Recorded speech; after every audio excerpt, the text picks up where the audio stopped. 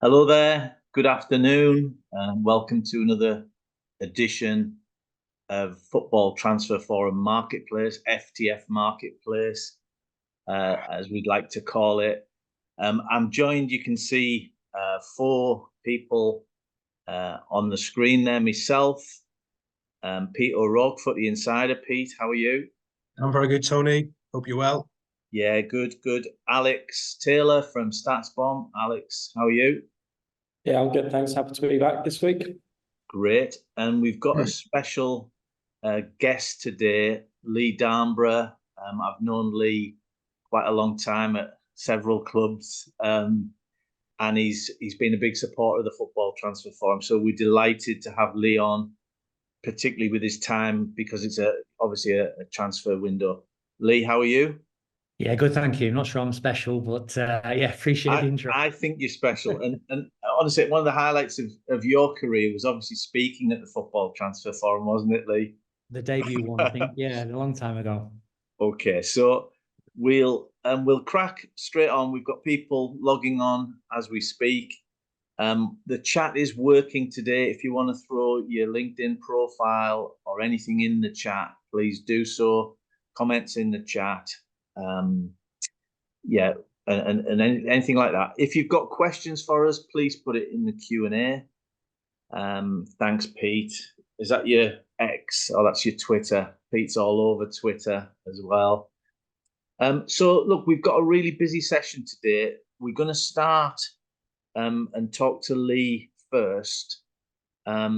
Lee, welcome to FTF Marketplace. How's things with you at Hull?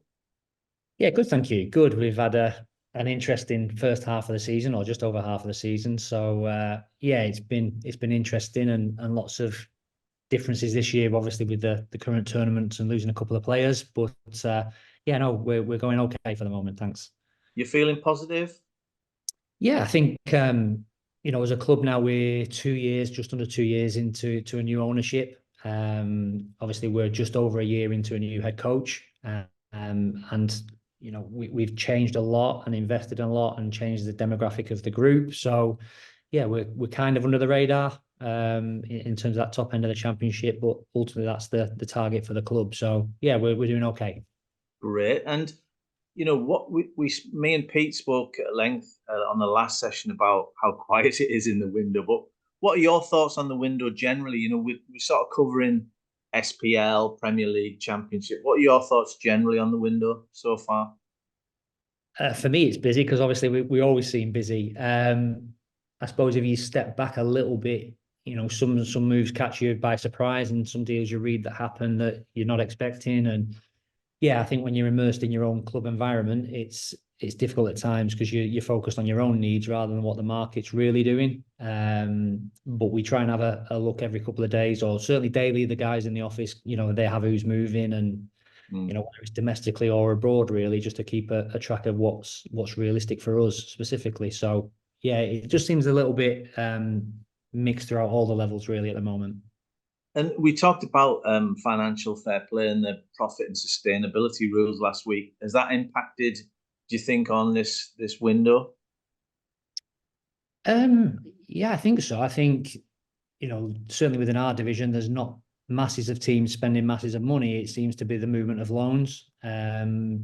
We've obviously took our own loans at the start of the season, which we've committed to, and done one recently, obviously in January, to bolster the group. But in the same vein, we've lost a loan and he's gone to a rival in the division. And so, yeah, it seems to be a little bit of that movement rather than people committing now. But I think times where clubs have maybe chased success or retaining divisional status with finance is maybe gone for January's.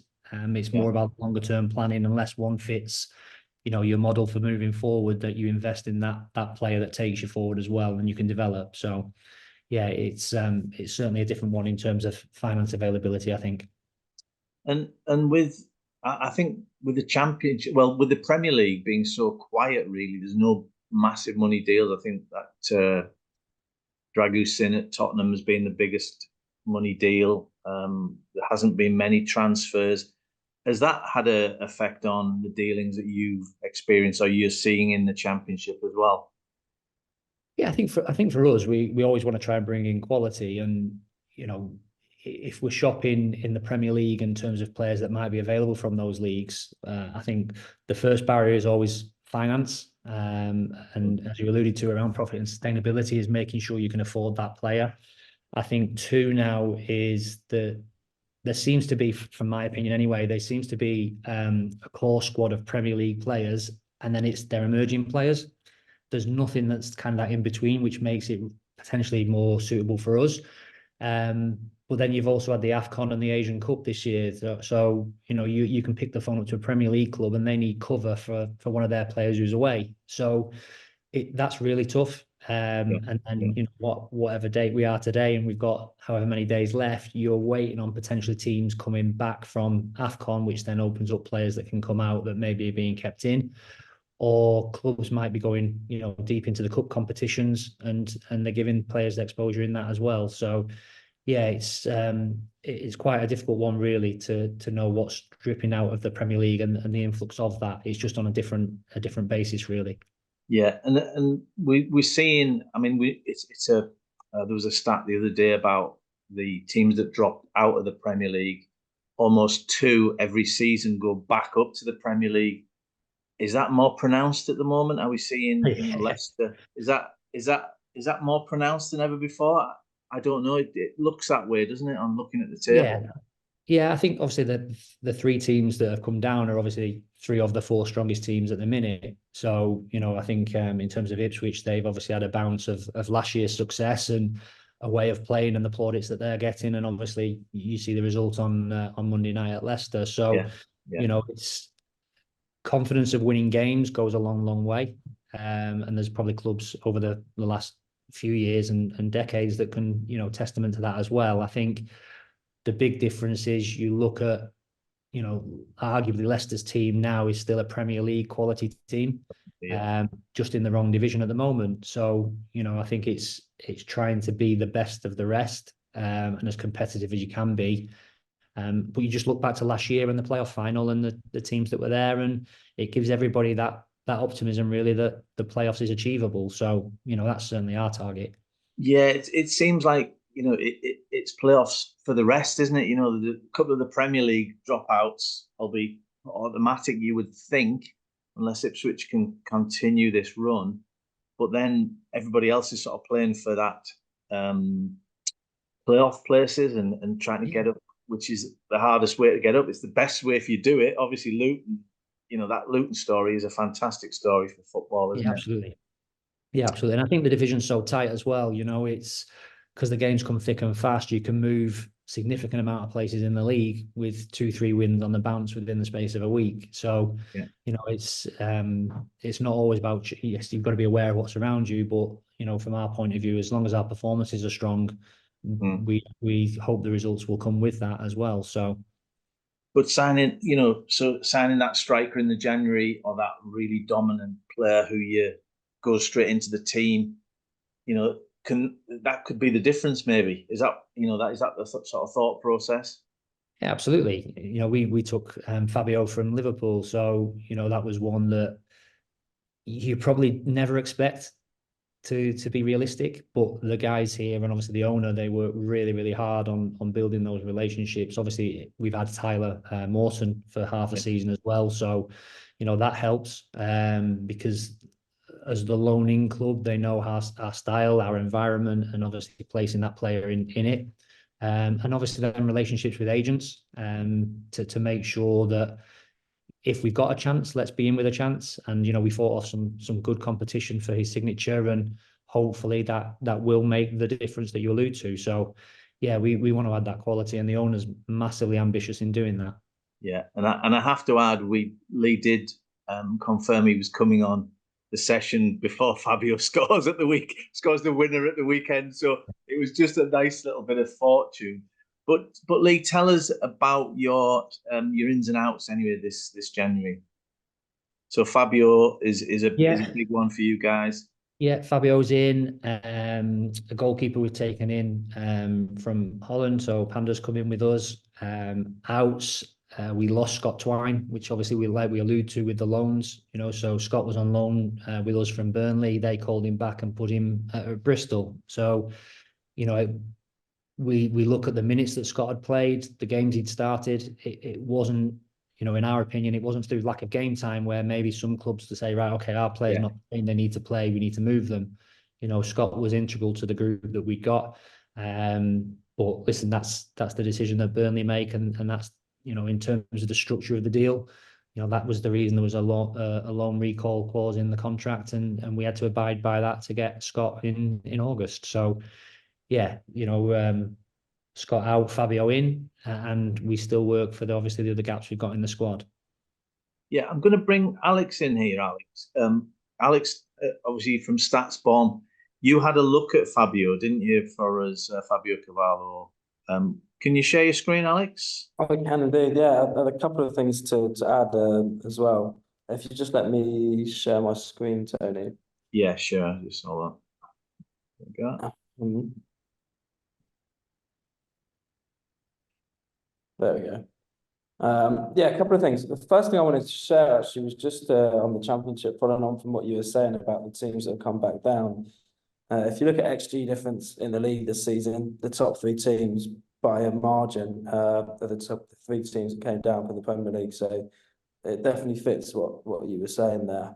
Yeah. And then coming on to Fabio. Well, just go back to that. Just go back to that, Alex, because Middlesbrough up there, aren't they? Middlesbrough. Oh yeah, right. And then we're a Hull. Hull is seventh. Seventh in XG difference. Right, okay. Yeah, and that's including penalties as well. So that's everything combined. So yeah, it's quite interesting to see this in general. Actually, you see some teams that you wouldn't expect to see in a certain like place, Leeds are way ahead as well as Leicester. I find that wow, that's interesting. Yeah, and that's mainly if we just look at it a little bit more. You'd actually look at it and think, especially on the XG4, Leeds are quite far ahead of Leicester, and then on the XG conceded as well, Leeds this season have been by far the best team by quite a big margin again. So they're actually the best on XG and the best on XG conceded. It doesn't take into account everything. Football is very unique as a sport. You don't always get the shots away when you get into dangerous positions. There are the models that you can use. But it is quite interesting to see how well they're doing, and if you're a Leeds fan, then probably the second half of the season is looking pretty good. And Sheffield Wednesday up there, but wow, it's an interesting, it's an interesting table. Yeah, it is what it is. Sometimes you find things that don't make sense. I think on the it's on the XG that Sheffield Wednesday are really struggling. They're in the bottom four for XG 4. So they're really just not creating a lot of chances. But defensively, they've been quite solid so far. But anyway, moving on to Fabio Carvalho. As you alluded, I have prepared a few little bits. And it's just to remind people, it didn't work out in Germany for whatever reason. He didn't get a lot of game time there. That's probably part of it. But up until that point, wherever he's played, he has been one of the top players in his age group and in the league. You can see his stats on the left there from when he was in the Championship for Fulham. That season, he played a huge amount of minutes. He actually got the fourth most minutes for any player under 20 in the league that year, which is quite incredible. Impressive, impressive. And you see on all the key metrics, he's above the league average by quite some distance on XG, open play XG assisted, so in the chance creation as well. He was getting touches in the box. He was carrying the ball forwards really well. He was just a very good all-round player for Fulham. And that was 2 years ago at the age of 19. Since then, he's been at Liverpool. When he was at Liverpool, he also did really well there. Last season, he was actually fourth for XG per 90 for players under 21. He didn't get a lot of minutes, but when he did play, he was efficient. And obviously, when you're in a team like Liverpool and the talent they have up front, it's always going to be hard to get those minutes at his age. So that kind of makes sense. And even going back, a few more years, when you look at him when he was in the Premier League with Fulham, he was second in the league for XG and XG assisted per 90 for Wow. players under 21 at that point as well. And I think that season he played about 600 minutes maybe. So it wasn't even, you know, a small amount. That was actually quite a good sample size. And that's when he was 18 in the league. So yeah, all round, he seems like a really exciting player, a player who's had a lot of time in the Championship, knows the league, and as he showed at the weekend, he can score in the league and make an impact hopefully for Hull. Great. So thanks, Alex. Thanks for that. Obviously, you knew that, Lee, and it sounds like a great signing when you hear Alex wax lyrical about that. You knew that. So no, good luck with that. What sort of character is he? Fabio, is he? No, fantastic. Great Yeah, guy. fantastic. Very humble, very willing to learn, very knowledgeable about the game. And they're some of the characteristics that obviously they're really difficult to identify. Yeah. But, you know, one of the things we try and insist on is that the players meet the head coach, you know, eye to eye. Yeah. And they have that conversation. Secondary to that, Zoom is obviously now the way forward for a lot of people, you know, to sit and explain tactics and styles and systems so that the players get it, and you can see that the players get it, is, you know, the utopian part for us really, that we can try and do that. So yeah, with Liverpool's permission, you know, we were able to do that. So, Great. yeah. So Lee, before we let you go, we've got 8 days of the window left. Are you going to be busy in the next 8 days, you think? Yeah, trying. Yeah, absolutely. So, you know, it's a case of balancing your squad numbers and balancing your ins and outs. And, you know, as much as it's the desire to get people in, you've also got to, you know, move people out. So yeah, it's not always who you sign, it's who you actually free up to go on and do other things. So whether that's permanent transfers, loan transfers out, you know, we've got one player out on loan at the moment who's had 4 coaches this season as head coaches. You know, so you have to manage that player as well. So yeah, it's varied, and obviously we've got 8 days or whatever to try and put the pieces in together. I think I know the player you're mentioning, and he scored at the weekend as well. Yeah. He scored at the weekend, so that's looking up as well. Lee, listen, thank you so much for joining us. That's been really great. So, Pete, have you got anything you'd like to ask Lee just before we go? Anything quick? Yeah, just a quick one, Lee. How important has Liam Senior been for the recruitment? Obviously, a lot of players are looking forward to playing under him. He's probably one of the most highly rated young coaches in the country right now. Yeah, fantastic. He's been brilliant, and I think obviously I didn't know him at Derby, but what you see on the TV and when he did his appearances on Sky, absolutely very knowledgeable student of the game, really good support staff. Wants to be an elite level coach. And I think, you know, when you speak to players and say, you know, what's your ambitions? You know, he doesn't mind them turning around and saying, I want to win the Ballon d'Or. You know, he wants to be at the top of his profession. So I think from that point of view, the good thing is that, you know, injuries, suspensions, AFCON, you know, you have to find your way out of situations with the squad you've got. So, for example, we had a left back on loan, or we got a left back on loan from Sporting Lisbon who's injured. So the next player that we were in was Matty Jacob. Now Matty's 22, played up at Gateshead in the National League North and got promoted, but hasn't had an opportunity. You know, he's come in now and played the last 3 games and done really, really well. And that's having that the braveness of a coach to put a player in, irrespective of age, as long as they can grasp the system and the style and the philosophy of how they want to play. But no, he's top. And ultimately, you know, we don't sign a player without, you know, him wanting to sign the player, because it's that piece of the jigsaw as he sees it fitting in. Of course, there's voices around the owner and vice chairman, myself, and the other staff around him to try and find the best ones that we think can fit. But ultimately, he's got to see how that piece fits. But no, he's top. He's really good. Brilliant. Thank you so much, Lee. I'll wish you all the best for no problem at all. The rest of the transfer window. And we'll be looking on to see how Hull do for the rest of the season. Thank you. Fantastic. Thanks, Tony. Thanks, guys. Cheers. Cheers. Bye-bye. Thanks, Lee. So we're going to move on, and we're going to talk about with Pete, really, who needs what. Before we do that, I've just got a bit of a question for Alex. It was from who's it from? Kailash, and he asks, can you break down the XG for and conceded across the months of the season? Do you know what he's asking? For the I think months? so. I think you kind of want to break it down by date period. I think what I would suggest is breaking it down in 10-game periods a lot of the time. So 10-game you can periods. break it down. So, Yeah. for example, you could look at the last 10 games and see where the table is at that point. Yeah. I think if I just share my screen again, Tony. Yeah, cool. I think teams would vary in performance, and I think one of the things you can see. So this is across the whole season again, but if you break it down as a start date, if we go, let's say November.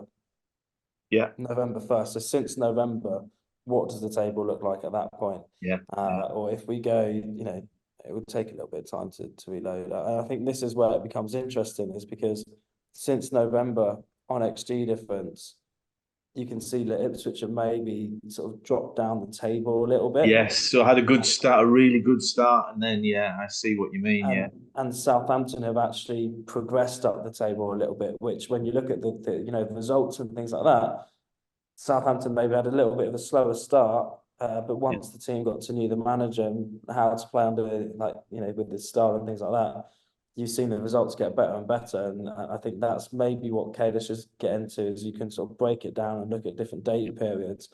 Again, now if we do the opposite and we go back to the start of the season, so let's go 1st of August, and then ending on the 31st of October, and we look at that again, you can then see in that period, obviously Southampton are 3rd, Ipswich are 4th. So again, the only constant is Leeds have always been sort of top of those lists. It's just, again, sometimes you have over and under performances in football, but I think it is definitely interesting to break it down. The other way to look at it, sort of on an individual team level, is if we look at Ipswich Town, for example.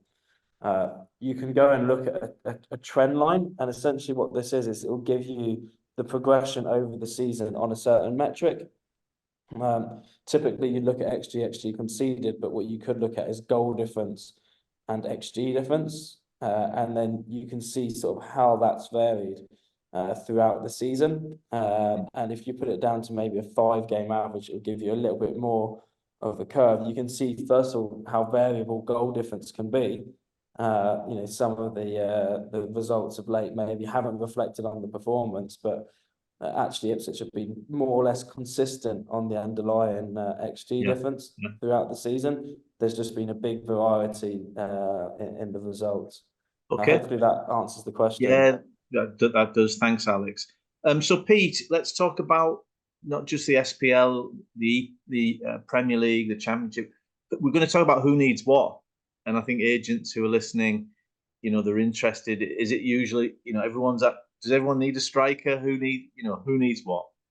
Yeah, obviously strikers are probably the commodity that most clubs are looking for in January. So that difference maker who can score the goals to either fire them to success or score the goals to ensure survival in that respect. So yeah, strikers are always in huge demand in transfer windows, and no more so than January. But the clubs don't want to lose their top players in January, so that's why it's hard to find those top strikers. If you're looking at it right now in the Premier League, I'm not expecting many of the big boys to spend too much between now and next week's deadline. I think it's going to be the teams struggling at the wrong end of the table that are probably going to be busy.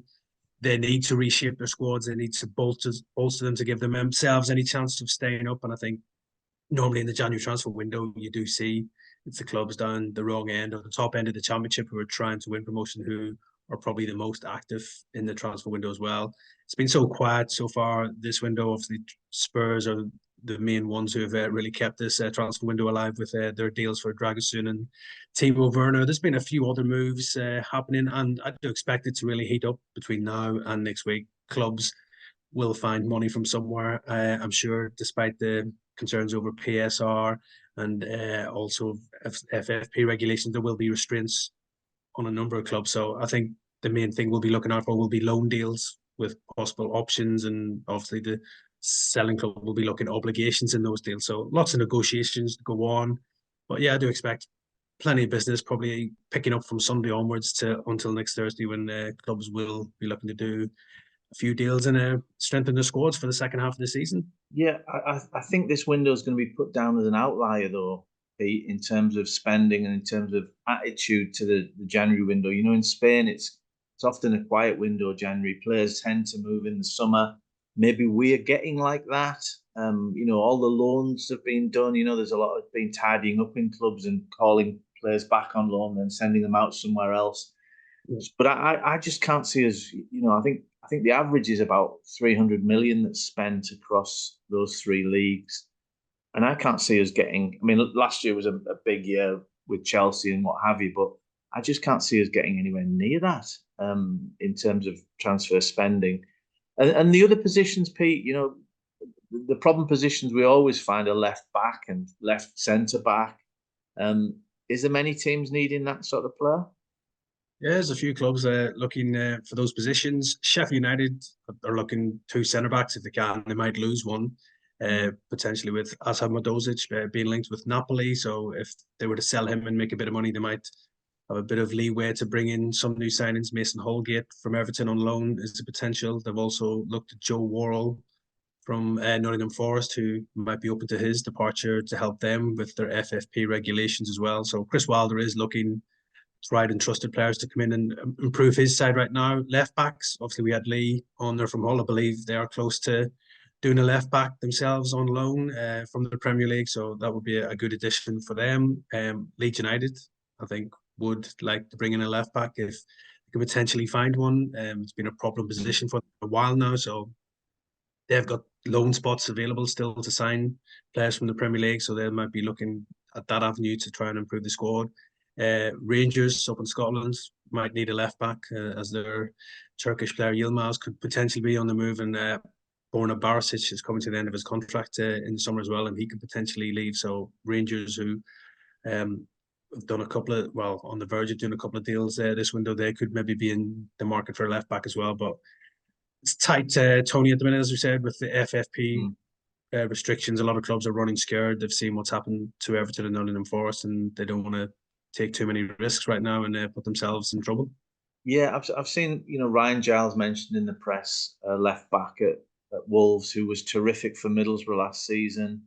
You know, got him into the playoffs. Very good going forward. It doesn't surprise me. I bet Ryan Giles' agent's busy.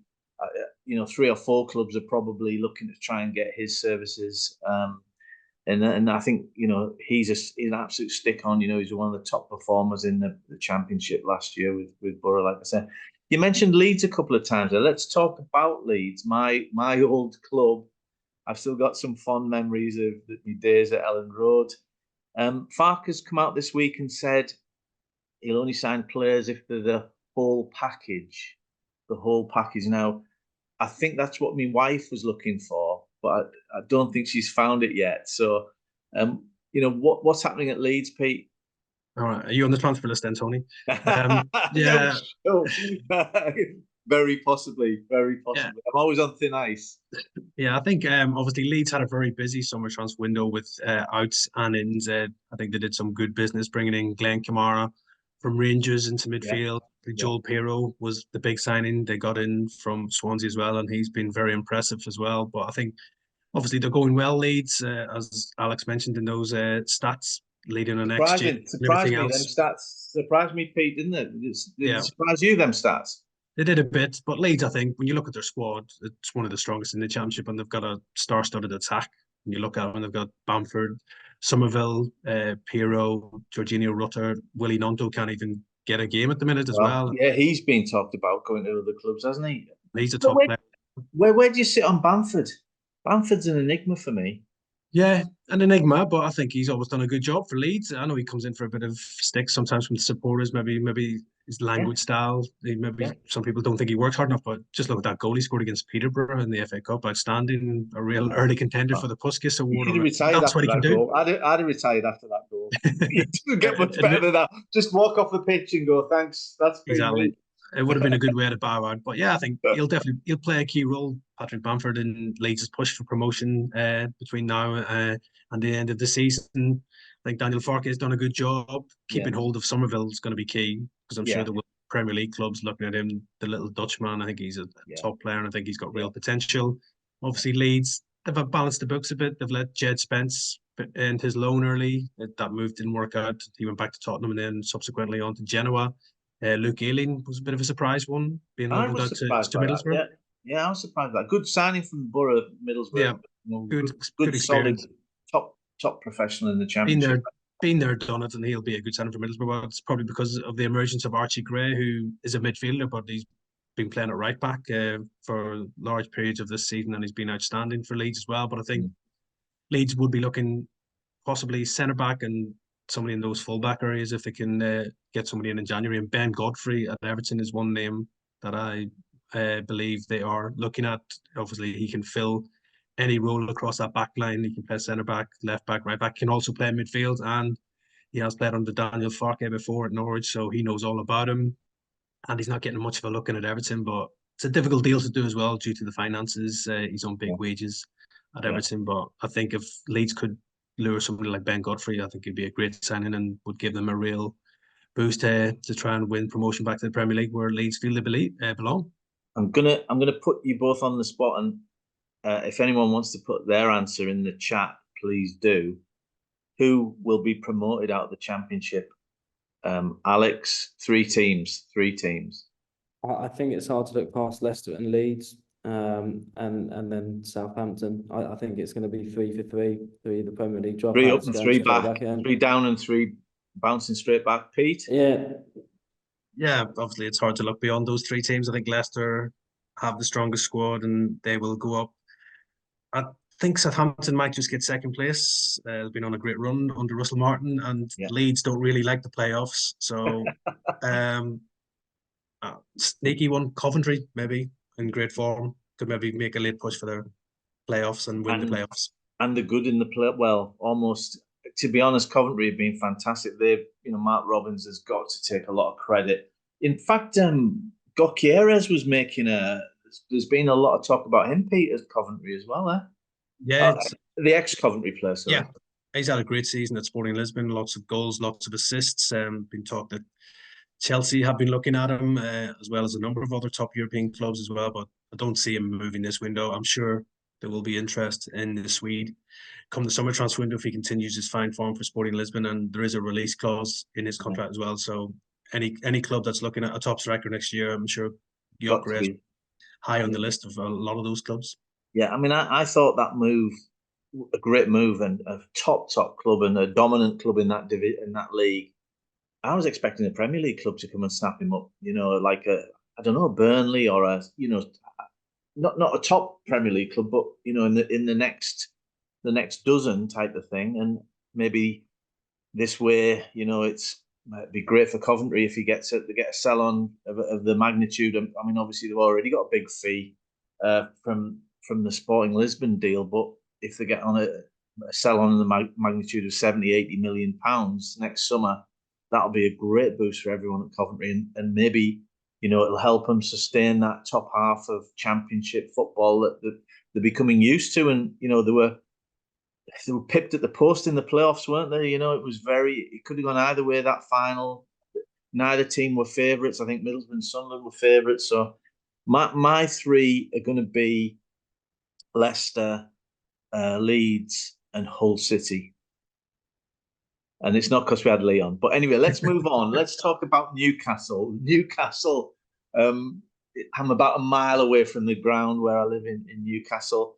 Pete, we alluded to it last week. Darren Eales was talking and saying, money's tight, PSR, profitability and sustainability rules. The biting, we might have to lose a few, and everyone on Tyneside was going, "Oh my, what's it? What? Tell us what's been happening." Yeah, it's all been kicking off at Newcastle really in the last few days, as you said. Lots of speculation and interest growing in their players, especially Kieran Trippier, who's been the subject of a few bids from Bayern Munich. Obviously, Newcastle have rejected them so far, and latest reports are suggesting coming out of Germany that Bayern might be willing to walk away from it. Whether they're playing a bit of a game of poker with Newcastle, we'll just have to wait and see. But it'd be a huge loss for Newcastle if they were to lose Trippier. He was the very first signing under the new ownership, and he's been astute signing for them as well. So to lose him would be a real blow to Eddie Howe. He galvanised the changing room, I think, when he signed. You know, they were in dire straits at the bottom of the league in January. Was it 2 years? January gone before that one, yeah.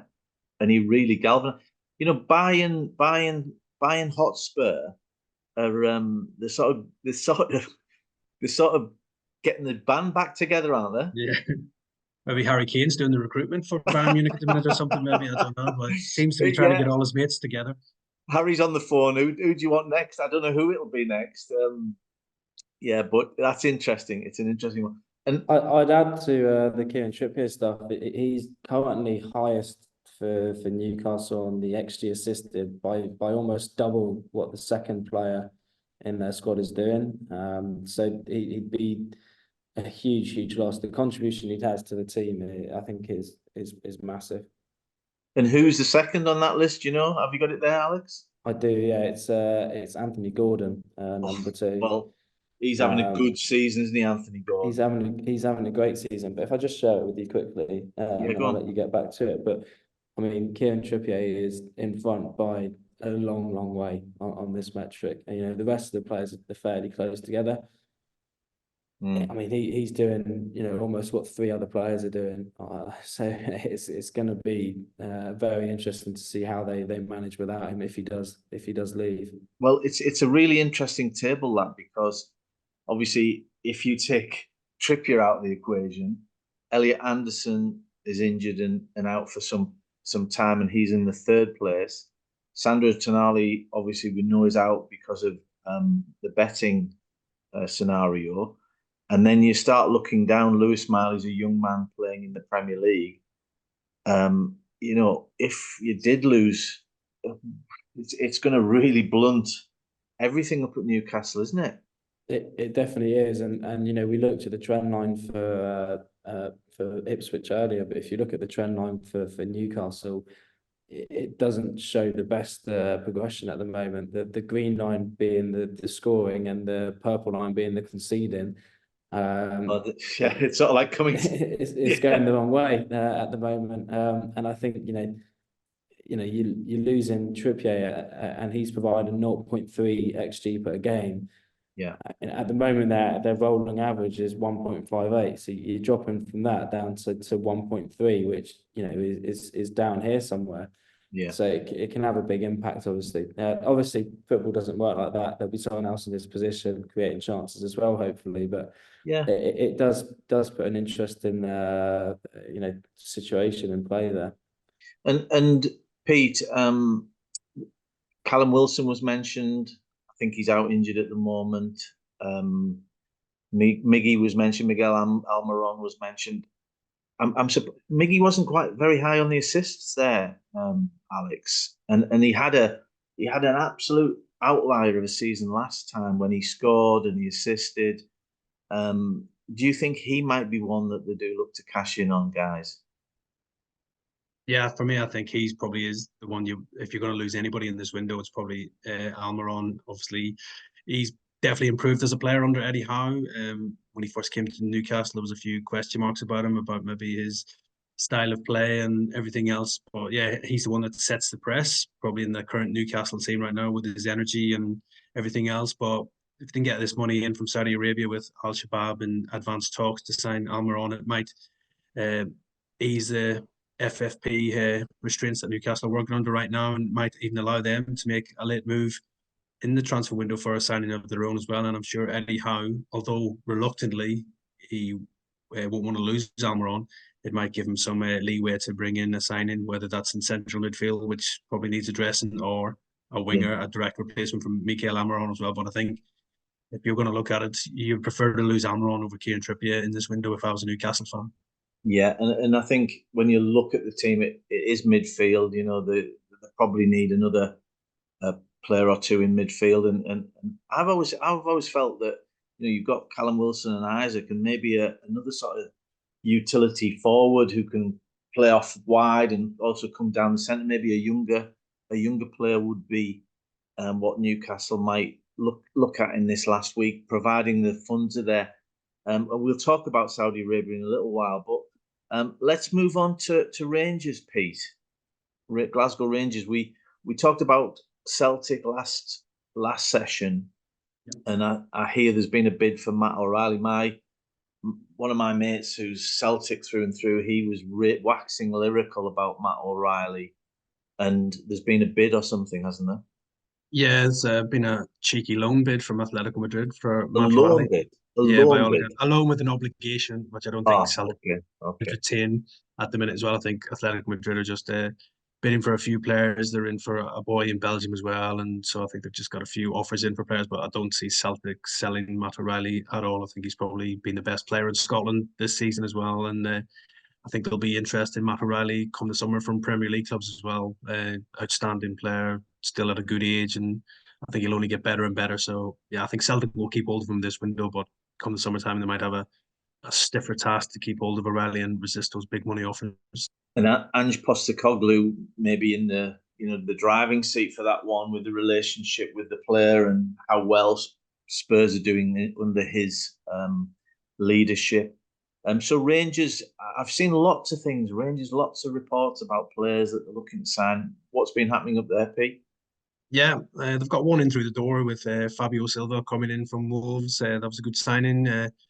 Obviously, he was a big money signing when Wolves signed him all those years ago from Portugal. We still haven't seen the best of Fabio Silva. He did quite well out on loan at Anderlecht, but now he's back in the UK. He'll be hoping to get a regular run of games at Rangers, and he could be key for them if they are to mount a real serious bid for this title this year with Celtic as well. But I think for Rangers, I think Philippe Clement's done a really impressive job so far since he's come in. He's got the Scottish League Cup already under his arm, winning that a couple of months ago as well. So he'll be looking back in the transfer market. They finally brought in a sporting director in Niels Koppen from PSV Eindhoven, who's very highly regarded, and it does seem like he is getting straight down to work with some impressive targets there, and they are close to signing the FC Nordjylland midfielder Mohamed Diomande, who's a very highly rated young player, only 22. But he's like the modern day midfielder, great athlete, great engine, gets about the pitch a lot. And as I said, he's played at Europa Conference level with Nordjylland. He's made well over 100 appearances for the Danish club as well. So I think he looks like a smart piece of business, and it's a decent transfer fee that Rangers are paying as well, £4.5 million. So oh wow, yeah. They obviously see him as they're outspending. They're outspending some of the Premier League. Back to the old days. Exactly, mate. So Rangers are backing Philippe Clement. They obviously think with the right backing, maybe in this window, they can really challenge for the title as well. And I think for Clement, it's about maybe adding the left back on top of Silva and Diomande, and that will be a good transfer window for the Glasgow club. Yeah. Okay. I noticed Marcondes, Emiliano Marcondes, who was a Brentford player, went from Bournemouth to Hibs. I thought that was a shrewd move from Hibs. I've always liked him as a player. Yeah, decent player. Marcondes obviously not had much of a look in at Bournemouth since they won promotion to the Premier League, but obviously there's a relationship now between Bournemouth and Hibs, with Bill Foley having an investment in Hibs right now. So that was a good deal between the two partner clubs to get Marcondes in the shop window and get him some game time as well. And I think it'll be a good signing for Nick Montgomery's side. Yeah, we had Brian McDermott speak at our last football transfer forum, who's the director of football, I think the title. I mean, sporting director of football.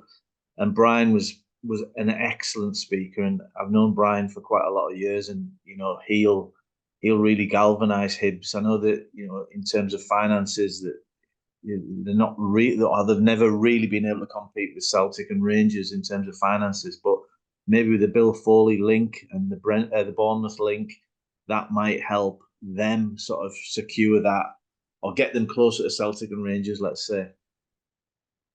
Yeah, I think it'll help them close the gap on the old firm duo, no doubts about that. And I think for Hibs right now, they just want to build, be qualifying for Europe on a regular basis, and they can maybe get a good platform to go from there. We've got one more item to do. It's bang on 45 minutes past 1. So we'll go into extra time. I'll put the extra time board up if you don't mind staying with us. Not as much as that Wigan game last night, I hope. Yeah, we've got a question from Adam from last week about Saudi Arabia and the returnees, I'm calling them. So just talk us through Saudi Arabia a little bit, Pete, and then we'll go to Alex to look at Jordan Henderson. Yeah, it's obviously not been great PR for the Saudi Pro League in recent weeks. Players becoming disillusioned with life in Saudi Arabia. Jordan Henderson being the most high profile probably of that. He's already left Al Ettifaq after just 6 months to return to Europe and securing that move to Ajax. And obviously lots of other reports of players not being too happy with life in the Saudi Pro League as well. Karim Benzema is meant to have been unsettled now at Al Ittihad as well, and he could be looking to secure a return to Europe with a move to his old club Lyon in the pipeline, possibly for him as well. Aymeric Laporte, the former Manchester City player, was quite public in scathing of life in the Saudi Pro League, admitting that a number of players are not happy with life there. He complained that he spends 3 hours of his day in traffic, so he was moaning about that, saying he wasn't. Yeah, saying I didn't realise the traffic was that bad over there. He said it was pretty bad, so he didn't enjoy that. And I think obviously the standard of the league, it's going to take time for the Saudi Pro League to really build up and everything else. Obviously, the people behind it are willing to finance it and throw money at it. There's not been as many moves in this window as maybe expected in the Saudi Pro League, so I think they're maybe looking at different ways. I think come the summer they might look at a different structure, looking at younger players rather than the high-profile older players, and trying to encourage them with a lucrative pay package. They're going to try and put a structure in place where they're attracting younger players to come and play in the Saudi Pro League. But yeah, it's been not the best time for the Saudi Pro League with the likes of Henderson, Benzema, Laporte, all maybe suggesting that life's not so great over there, and maybe don't be chasing the money. It strikes me that, you know, in a few boardrooms or in the halls of power, let's say, people think, right, this football thing, we've got to get into that. So let's throw a load of money at it, get the best players over, and we'll crack on from there. Now, that has resonance in the United States, in China, and now in Saudi Arabia. So it's been tried before, and and it hasn't worked. Let's see what happens with Saudi, Pete. Alex, you've had a look at Jordan Henderson. Alex, can I ask you, were you surprised at his destination of Ajax? Do you know what? I was to start with. I was really surprised where he chose to go. But actually looking at it now, I think it makes sense for both the player and the club, actually. And that's for a few reasons. So I'll just show you a few data points. I mean, the first thing is, I think players have gone out there and maybe been surprised that their performance haven't been as good as what they expected them to be.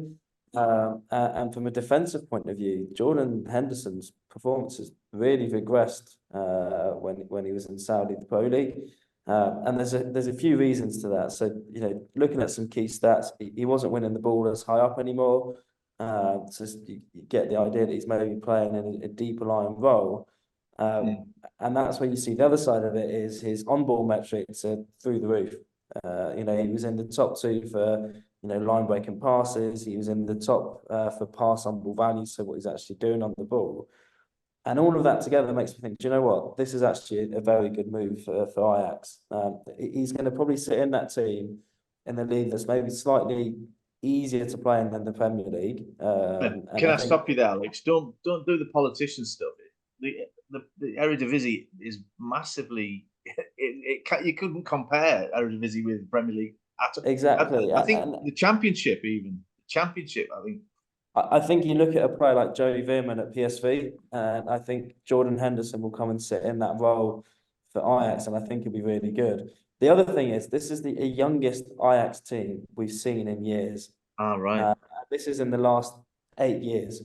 This is the youngest Ajax team we've seen it, and it's not just by a little bit. Typically, the average age of an Ajax team is around 25, 26 maybe. This year it's 22.8. The average age, and that's based on the minutes as well. They don't have that many experienced players there anymore. Right. I think Jordan Henderson's going to bring something else other than just the football. He's going to bring a bit of stability in the team and a bit of experience, and I actually think it's a really good move for him. And I think he'll actually do quite well over there. But there is some interest there, is that, you know, Benzema's numbers have gone down since he went to Saudi. Jordan Henderson's numbers have gone down since he went to Saudi. they've not actually got the same success they maybe anticipated.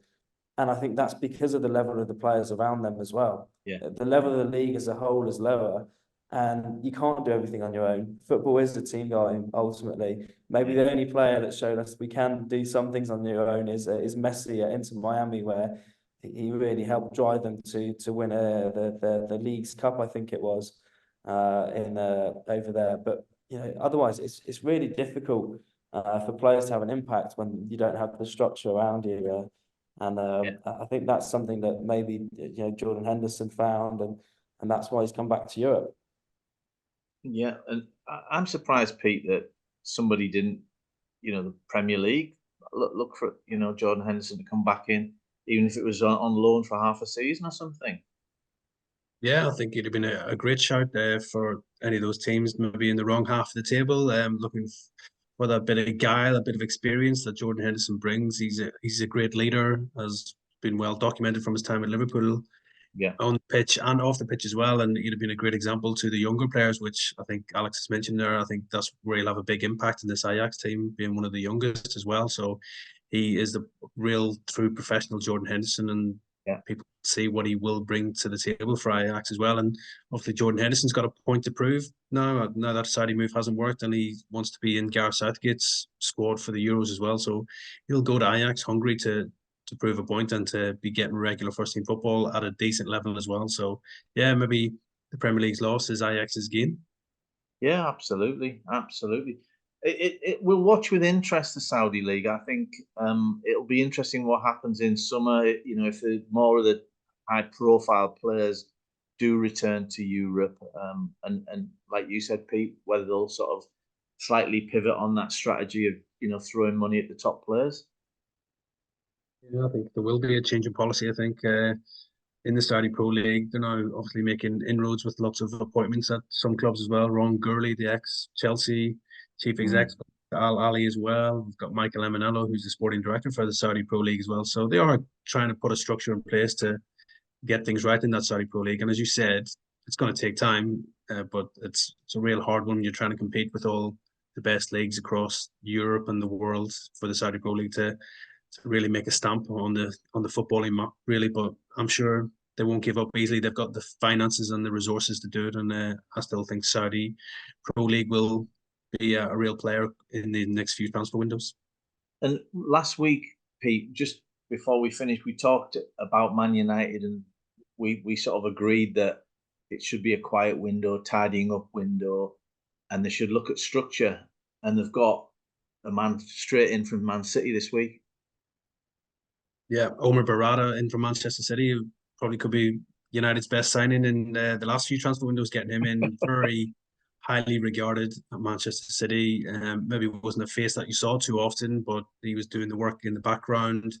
Very astute in the transfer market as well, commercially as well. So yeah, impressive start for Jim Ratcliffe and Ineos, bringing him in and snapping somebody up from one of your biggest rivals is also a feather in the cap, I think, for Jim Ratcliffe as well. And if he can do half of what he's done at Manchester City for Manchester United, it'll be a big success for them.